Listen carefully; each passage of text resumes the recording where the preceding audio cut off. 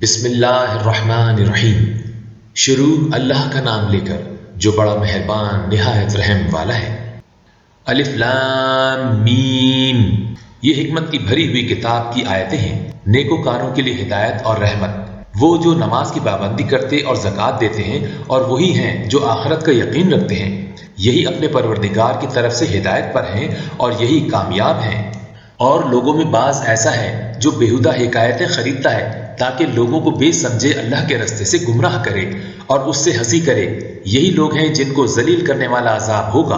اور جب اس کو ہماری آیتیں سنائی جاتی ہیں تو اکڑ کر منہ پھیر لیتا ہے، گویا ان کو سنا ہی نہیں۔ جیسے اس کے کانوں میں ثقل ہے تو اس کو درد دینے والے عذاب کی خوشخبری سنا دو۔ جو لوگ ایمان لائے اور نیک کام کرتے رہے، ان کے لیے نعمت کی باغ ہیں، ہمیشہ ان میں رہیں گے۔ اللہ کا وعدہ سچا ہے اور وہ غالب ہے، حکمت والا ہے۔ اسی نے آسمانوں کو ستونوں کے بغیر پیدا کیا جیسا کہ تم دیکھتے ہو، اور زمین میں پہاڑ بنا کر رکھ دیے تاکہ وہ تم کو لے کر ڈولنے نہ لگے، اور اس میں ہر طرح کے جانور پھیلا دیے، اور ہم ہی نے آسمان سے پانی نازل کیا، پھر اس میں ہر قسم کی نفیس چیزیں اگائیں۔ یہ تو اللہ کی تخلیق ہے۔ اب مجھے دکھاؤ کہ اللہ کے سوا جو ہستیاں ہیں انہوں نے کیا پیدا کیا ہے۔ حقیقت یہ ہے کہ یہ ظالم کھلی گمراہی میں ہیں۔ اور ہم نے لقمان کو دانائی بخشی کہ اللہ کا شکر کرو، اور جو شخص شکر کرتا ہے تو اپنے ہی فائدے کے لیے شکر کرتا ہے، اور جو ناشکری کرتا ہے تو اللہ بھی بے نیاز ہے، لائق حمد و ثنا ہے۔ اور اس وقت کو یاد کرو جب لقمان نے اپنے بیٹے کو نصیحت کرتے ہوئے کہا کہ بیٹا، اللہ کے ساتھ شرک نہ کرنا، شرک تو بڑا بھاری ظلم ہے۔ اور ہم نے انسان کو، جسے اس کی ماں تکلیف پر تکلیف سہ کر پیٹ میں اٹھائے رکھتی ہے، پھر اس کو دودھ پلاتی ہے، اور آخر کار 2 برس میں اس کا دودھ چھڑانا ہوتا ہے۔ میں نے تاکید کی ہے کہ میرا بھی شکر کرتا رہ، اور اپنے ماں باپ کا بھی، کہ تم کو میری طرف لوٹ کر آنا ہے۔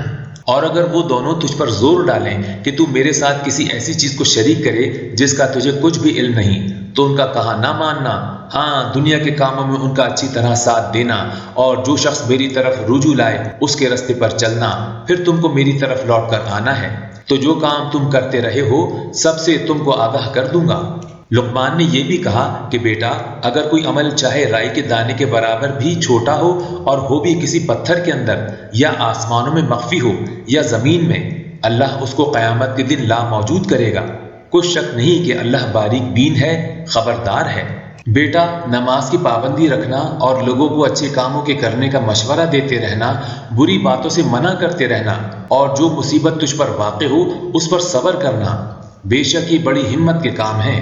اور تکبر کرتے ہوئے لوگوں کے سامنے گال نہ پھلانا، اور زمین میں اکڑ کر نہ چلنا، اس لیے کہ اللہ کسی اترانے والے شیخی خورے کو پسند نہیں کرتا۔ اور اپنی چال میں اعتدال کیے رہنا، اور بولتے وقت ذرا آواز نیچی رکھنا، کیونکہ بہت اونچی آواز گدھوں کی سی ہے، اور کچھ شک نہیں کہ سب سے بری آواز گدھوں کی ہوتی ہے۔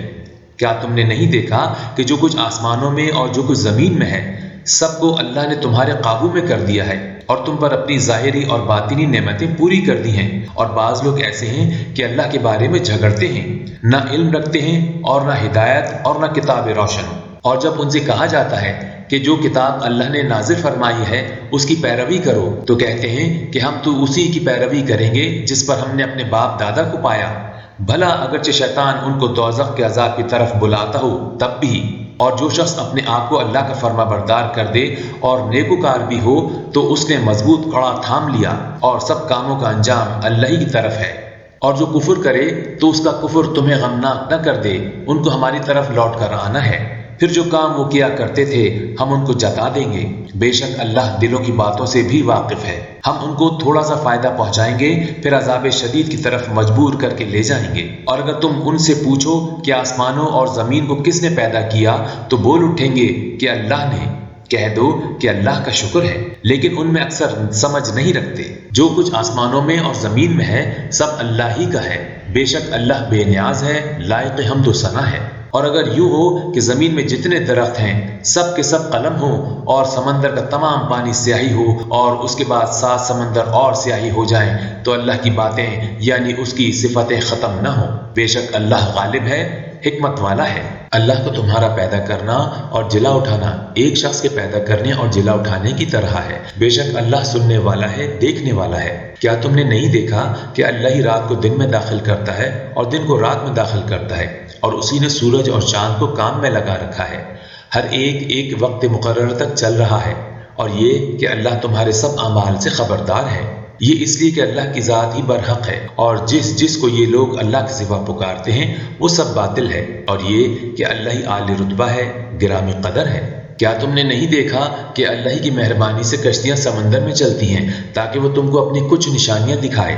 بے شک اس میں ہر صبر کرنے والے، شکر کرنے والے کے لیے نشانیاں ہیں۔ اور جب ان پر سمندر کی لہریں سائبانوں کی طرح چھا جاتی ہیں تو اللہ کو پکارنے اور خالص اسی کی عبادت کرنے لگتے ہیں، پھر جب وہ ان کو نجات دے کر خشکی پر پہنچا دیتا ہے تو چند ہی لوگ انصاف پر قائم رہتے ہیں، اور ہماری نشانیوں سے وہی انکار کرتے ہیں جو عہد شکن ہیں، ناشکرے ہیں۔ لوگو اپنے پروردگار سے ڈرو اور اس دن کا خوف کرو کہ نہ تو باپ اپنے بیٹے کے کچھ کام آئے اور نہ بیٹا باپ کے کچھ کام آ سکے۔ بے شک اللہ کا وعدہ سچا ہے، بس دنیا کی زندگی تم کو دھوکے میں نہ ڈال دے، اور نہ وہ بڑا فریب دینے والا شیطان تمہیں اللہ کے بارے میں کسی طرح کا فریب دے۔ اللہ ہی کو قیامت کا علم ہے، اور وہی میں برساتا ہے، اور وہی حاملہ کے پیٹ کی چیزوں کو جانتا ہے، اور کوئی شخص نہیں جانتا کہ وہ کل کیا کام کرے گا، اور کوئی شخص نہیں جانتا کہ کس سرزمین میں اسے موت آئے گی۔ بے شک اللہ ہی جاننے والا ہے اور خبردار ہے۔